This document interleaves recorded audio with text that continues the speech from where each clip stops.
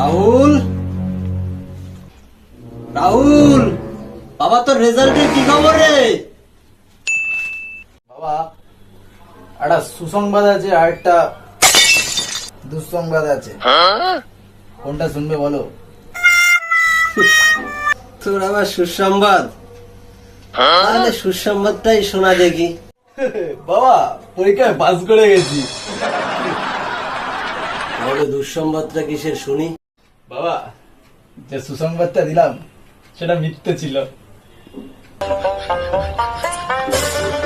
खत्म खत्म bye bye tata goodbye गया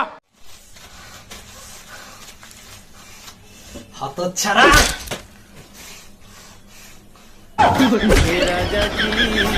हे राजा जी हे करे